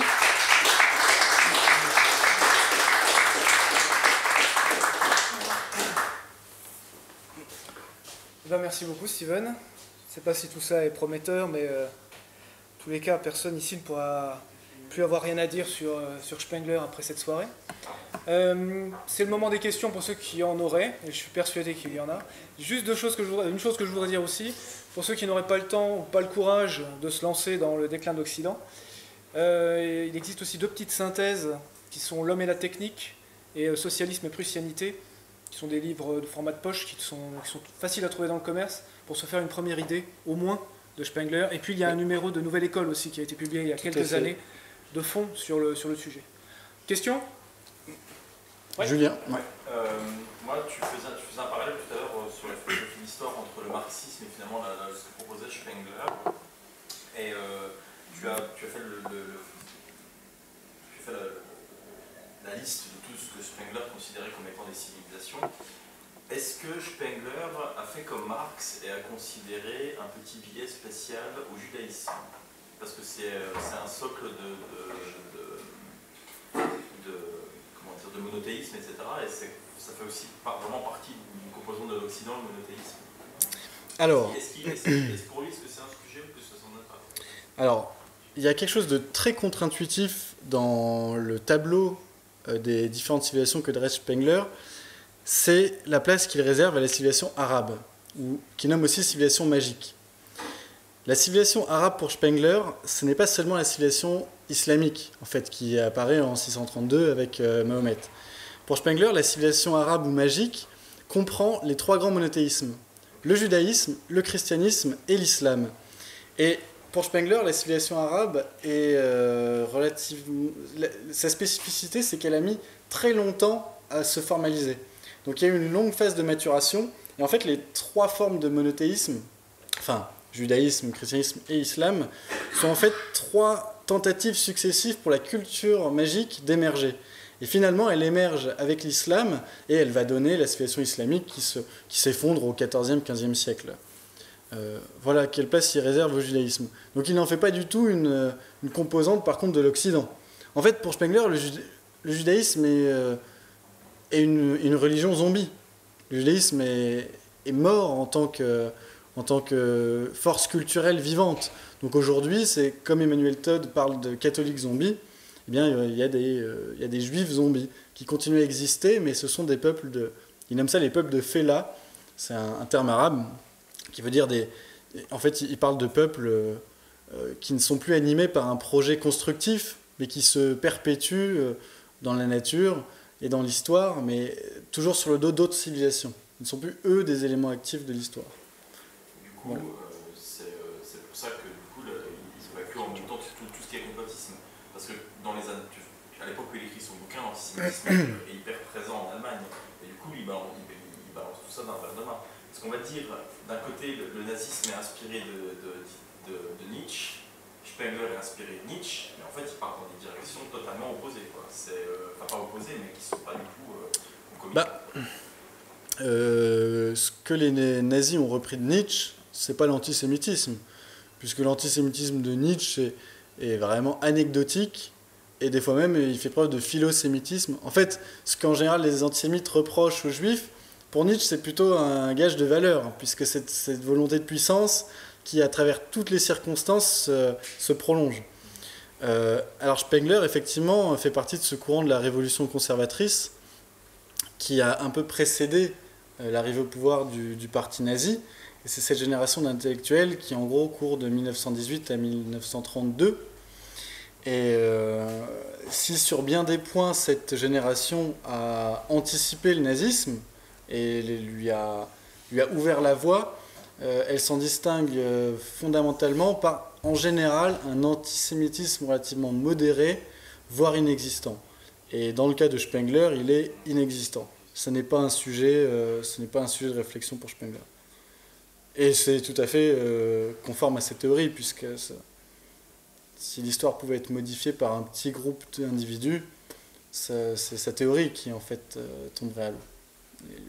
Donc en fait les complots chez Spengler sont plutôt c'est un peu ce que Hegel appelle la ruse de la raison, la ruse de l'histoire, c'est-à-dire qu'effectivement des hommes particuliers ou des groupes particuliers vont intervenir dans l'histoire pour en modifier apparemment le cours, mais en fait ils ne sont que les instruments d'un destin historique.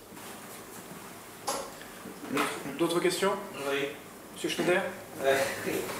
Déjà sur l'Action française, vous avez parlé de l'Action française qui se...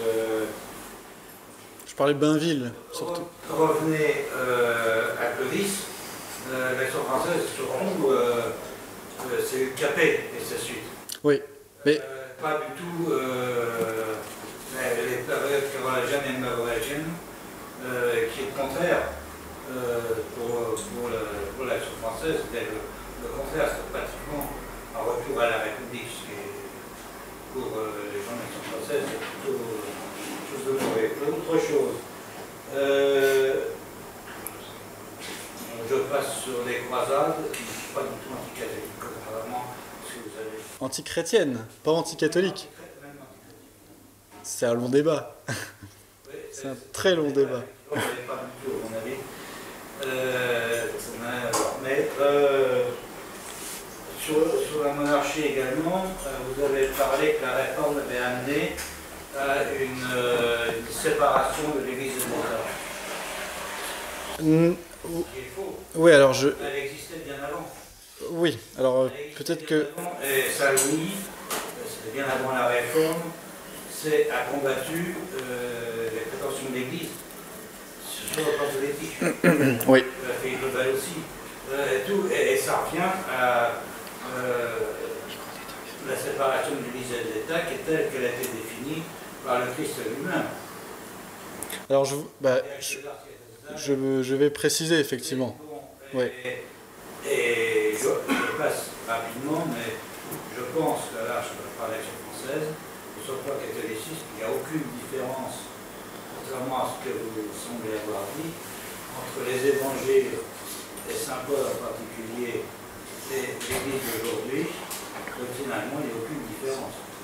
Alors, déjà, je vous remercie de votre question parce que ça me permet d'approfondir. Oui, je suis passé très vite. Alors, effectivement, quand je dis que la réforme introduit une rupture, c'est pas tellement une séparation, c'est surtout qu'avant la réforme, l'autorité spirituelle primait sur le pouvoir temporel. Pas sur le plan politique. Oui, précisément. C'est-à-dire que... en fait, là, par exemple, on pourrait utiliser pour le coup la philosophie d'Evola. C'est-à-dire que le poisson pourrit toujours par la tête. Donc, qui commence à introduire le déclin ? C'est la caste la plus élevée. La caste la plus élevée, dans un système traditionnel, c'est la caste sacerdotale, la classe spirituelle. Et ce qui pose problème à Philippe le Bel, notamment, c'est que l'Église cherche au-delà de ses attributions spirituelles, cherche à avoir un pouvoir temporel. Et c'est pour ça que Philippe le Bel réagit contre l'Église, effectivement, dès le début du XIVe siècle. Mais si j'ai choisi de situer ce monde bascule à la Réforme, c'est parce qu'à partir de la Réforme, toute une part de l'Europe n'appuie plus le pouvoir politique sur l'Église, sur l'autorité spirituelle. Et donc, on voit à partir de la Réforme apparaître la nouvelle philosophie politique, qui est celle de la modernité, qui est celle de Hobbes, qui est une philosophie politique proto-démocratique. Ah non, mais attention, quand j'utilise le mot modernité, c'est pas au sens positif. C'est juste la période intermédiaire entre la phase traditionnelle et la phase postmoderne. Il n'y a pas de jugement de valeur là-dedans. Mais effectivement, une fois que l'autorité spirituelle unique qu'incarnait l'Église s'est effondrée, c'est plutôt les princes qui ont utilisé l'Église pour asseoir leur pouvoir, mais qui ont pris sous leur coupe le dogme, qui ont pris, par exemple, même dans les pays qui sont restés catholiques, on a vu l'apparition en France, par exemple, du gallicanisme. Donc on voit une inversion, vous voyez, c'est le pôle guerrier qui se substitue au pôle spirituel. Alors il le conserve sous lui, mais le problème c'est qu'en le conservant sous lui, il n'est plus soutenu par l'autorité spirituelle. Et c'est pour ça que petit à petit, ce résidu de religion qui animait encore l'Ancien Régime va être amené à diminuer, et finalement, les monarques éclairés vont substituer petit à petit la religion à la raison. Mais je vois bien ce que vous voulez dire sur la séparation on va dire, de la religion et de la politique qui serait consubstantielle au christianisme, c'est vrai.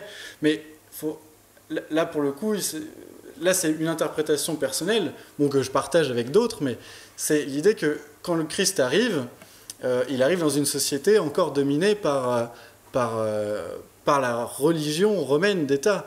Donc c'est un hérétique. Donc en fait, le célèbre événement lors duquel le Christ dit « rendez à Dieu ce qui est à Dieu et à César ce qui est à César », on peut le prendre comme une position doctrinale, enfin, non pas théologique, mais doctrinale, mais on peut le prendre aussi comme une fuite devant une question qui, s'il y répondait sincèrement, devait l'amener à la mort et à l'exécution. C'est pour ça qu'il a développé ça. Alors après, on a développé... Les autres saints, après Saint Paul et les autres, ont exactement la même position. Oui, mais... Et après... Ah, mais pas Saint-Augustin, par exemple. Ah non, Saint-Augustin a été obligé de développer la théorie des deux glaives pour pouvoir justifier le fait que l'Église s'occupe de choses temporelles. La position est la même. Sauf que sous Saint-Augustin, l'évolution du monde politique romain avait évolué. Oui, bien sûr, mais c'est précisément pour ça qu'en fait, le message... Autrement, la position est la même. Ah ben, elle est la même, mais elle n'est pas utilisée de la même manière. Dans un cas, elle est utilisée de manière défensive pour échapper à la justice romaine, et 4 siècles plus tard, elle est utilisée pour justifier le fait que les chrétiens puissent tuer, puissent participer aux affaires publiques, puissent diriger politiquement. Donc, ah bah, ça c'est le grand problème. Est-ce que les chrétiens pouvaient intégrer les légions romaines ? Finalement, on a admis que c'était possible. Ouais. On n'est pas là non plus... tu étais là pour présenter Spengler, pas pour lui justifier Tout à fait. 80 ans après sa mort. D'autres questions peut-être ? Vas-y. Oui, alors, par rapport au déclin de l'Occident, je me demandais, pour un peu grandement, si au contraire, alors il ne faudrait pas faire la nuance entre décadence et déclin, mais est-ce qu'on ne verrait pas comme un âge d'or de l'Occident judéo-chrétien? Je m'explique rapidement là-dessus, ce que j'entends par judéo-chrétien, c'était l'idée d'Hegel, qui avait pris Hegel, notamment dans le bouquin La phénoménologie de l'esprit, de la conscience malheureuse qui était dans la Bible, et qui en gros consistait à dire que Dieu, par son absence de certaines études bibliques, avait rendu la nature mauvaise, et que l'homme, pour acquérir sa liberté, pour retrouver Dieu, il devait détruire la nature et séparer les éléments de la nature, ce qui est opposé avec la conception grecque, le cosmos, comme une harmonie auquel l'homme finissait par trouver sa plénitude, et qui fondait le théologico-politique. Et je me demandais si cette conscience malheureuse, c'était pas finalement l'expression de la volonté de puissance technicienne au sens de la raisonnement du monde, de la marchandisation du monde, comme l'avait décrit Heidegger. Est-ce que c'est pas ça l'Occident, hein, est-ce qu'au contraire aujourd'hui, avec les nanotechnologies, l'intelligence artificielle, les prochaines révolutions informatiques avec les technologies quantiques, est-ce qu'on n'a pas justement fait l'essor de l'Occident et le déclin de l'Europe? Alors, est-ce que tu pourrais reformuler la question en une phrase, du coup? C'est très simple, puisqu'on n'est pas aujourd'hui, on ne va pas justement à la consécration de l'Occident par son suicide, puisque c'est ça, finalement, l'idée, c'est la décadence, c'est détruire la nature, c'est l'idée judaïque. Alors, c'est intéressant parce que le titre de l'ouvrage Le déclin de l'Occident en allemand, c'est Der Untergang des Abendlandes.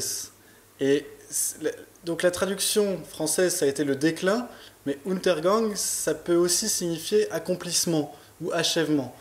Et chez Spengler, effectivement, cette idée du déclin, c'est aussi une idée d'accomplissement. Et dans le mythe de Faust que mobilise Spengler, et il y a justement cette idée que Faust va au bout de son destin, qui est celui de la recherche du savoir intégral, et que c'est en allant au bout de son destin qu'il se tue.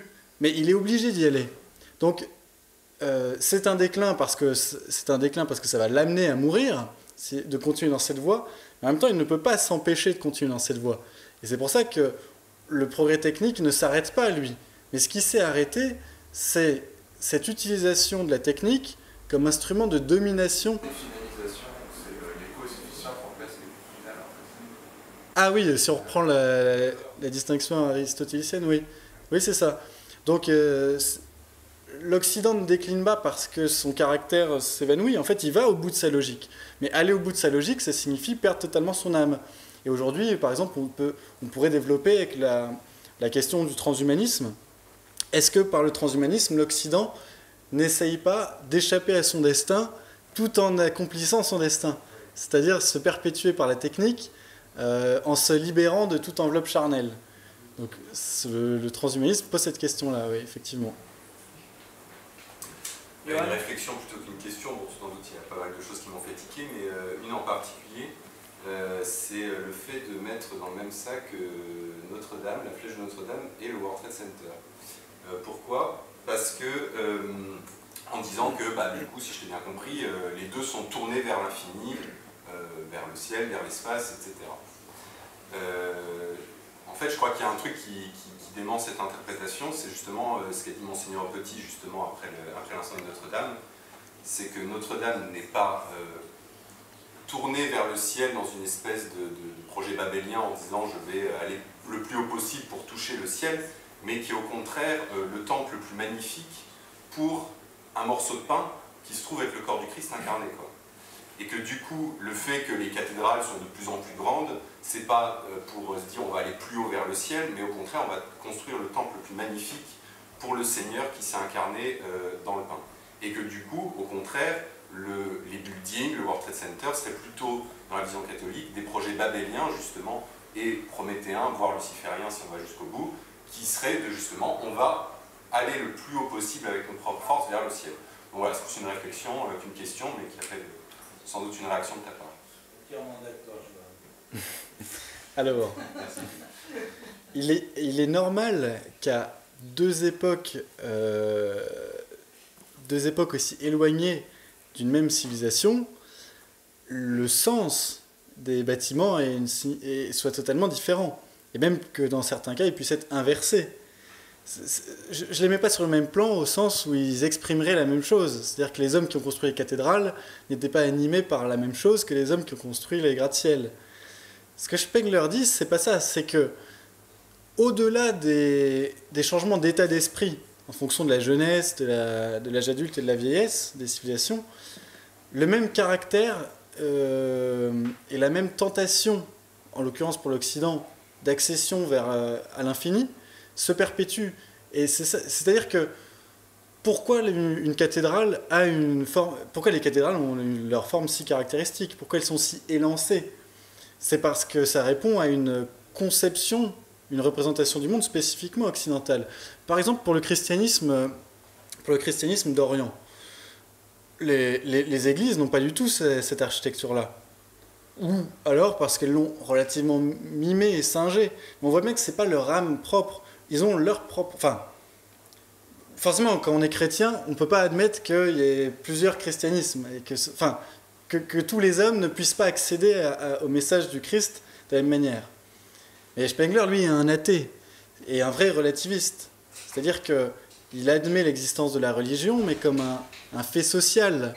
Enfin, plus qu'un fait social, pour Spengler, c'est capital. Mais il respecte la religion en tant que miroir de l'âme, mais pas en tant que croyance spécifique. Plutôt, il ne privilégiait pas une plutôt qu'une autre, parce qu'elle serait plus vraie. En fait, une foi répond à l'âme d'un peuple. Et c'est pour ça que pour Spengler, même si le mot christianisme se retrouve dans plusieurs ères civilisationnelles, et surtout dans plusieurs civilisations qui se sont succédées, le mot n'a pas beaucoup d'importance, ce n'est qu'un nom.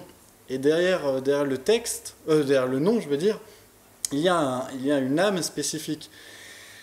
Et cette analogie qu'il fait entre les cathédrales et les gratte-ciel, ça ne fait qu'exprimer l'âme spécifiquement occidentale. Et pour lui, il ne rattache pas ça au christianisme. Alors je ne sais pas si peut-être que tu vois dans le christianisme oriental des mêmes monuments, mais moi je les vois pas en fait, je les constate pas. Et pour moi... Une dernière question avant de clore le débat justement. Oui. Toutes ces pistes m'intéressaient, mais c'est vrai que vous en avez parlé justement, là vous êtes arrivé à ça, c'est le fait qu'il est un athée relativiste. Et donc, moi je me posais justement la question, quand vous parliez d'une civilisation meurt, ces symboles meurent avec et plus personne ne peut les comprendre. La question de l'universalisme, c'est-à-dire le monde des idées, toutes ces choses qui sont universelles pour chacun, des symboles. Je veux dire, quand on voit que chaque civilisation nomade appeler des formats, on voit même ça chez les Indiens d'Amérique, sur la base ronde, et qu'en sédentarisant, on voit que tout le monde va sur, nous, les selles chez nous, va sur des bases carrées, c'est une symbolique, avec aussi l'aspect nomade, qui est quand même quelque chose d'assez universel. Donc, est-ce que ce n'est pas des symboliques qui sont au-delà de juste la civilisation séparée d'une autre? Il n'y a quand même pas quelque chose d'universel. Et moi, ça renvoie encore à la question de Dieu, c'est-à-dire de ce qui relativise sans arrêt, pour moi, de ce que je comprends, hein, de l'idée de vérité. C'est un peu comme les gens qui disent bah, tout est relatif, mais en fait, sauf ma loi qui dit que tout est relatif. Ça, elle n'est pas relativisée, celle-ci. Vous voyez ce que je veux dire? Oui. Je peux que vous donner raison. Moi, j'ai essayé de vous expliquer effectivement la perspective de Spengler. Et cette perspective est profondément relativiste. Il anticipe en fait tous les travaux de Lévi-Strauss, de Lévi-Strauss, pas de Lévi-Strauss, enfin Lévi-Strauss aussi, mais sur le structuralisme. C'est-à-dire que c'est le premier penseur ethno-différentialiste ou réellement relativiste. Et d'ailleurs, on lui a fait l'objection qui était de dire, si vous êtes vraiment relativiste et que seul l'homme d'une civilisation peut comprendre cette civilisation, comment vous pouvez-vous oser dresser une histoire universelle et un tableau d'histoire universelle? Et donc, il a anticipé cette critique et il y répond de manière plus ou moins convaincante, je l'avoue. Il dit qu'il essaye, lui, de prendre un point de vue supérieur, de se placer au-dessus, mais qu'il ne peut y arriver que dans une certaine mesure, et que globalement, son interprétation, sa philosophie de l'histoire, c'est une philosophie de l'histoire occidentale, même si elle n'est pas occidentalo-centrée. Et il dit que lui-même... Donc c'est vrai que là, vous touchez un point... Il évacue toute notion de vérité, en fait. Il évacue... Il touche la vérité, en disant il n'y a pas de vérité atteignable, même de mon point de vue, mais je ne peux pas toucher la vérité. Donc en fait, moi j'ai envie, si je joue le jeu de Spengler, de ne pas dire n'importe quoi, mais écoute, je vais faire relatif aussi. Et je ne pourrais pas vous en empêcher, parce que c'est effectivement l'argument qu'on peut opposer à tous les relativistes, et tous les relativistes pour opposer aux essentialistes ou aux objectivistes qu'ils sont enfermés dans leur schéma de pensée. Et donc, en fait, c'est un choix. On se place dans l'un ou dans l'autre, et on ne peut pas parler... Enfin, on peut parler et échanger, mais effectivement, il y a un moment où la discussion cesse d'être... on ne peut pas aller plus loin, quoi. Est-ce qu'on croit au relativisme ou est-ce qu'on croit à l'universalisme, à l'existence d'une vérité universelle? Oui, parce que vous... Oui, bien sûr, alors on peut retourner l'argument. Oh non, vous m'embêtez pas du tout, parce que moi, je me pose la question en permanence. Mais... Non, mais c'est voilà, c'est une des apories de la pensée de Spengler, c'est effectivement, on peut lui opposer cet argument-là. Et il a beaucoup de mal à y répondre. Il a eu beaucoup de mal à y répondre. Et ben, c'est une belle conclusion. Oui, merci, je Steven. crois. Merci Laurent.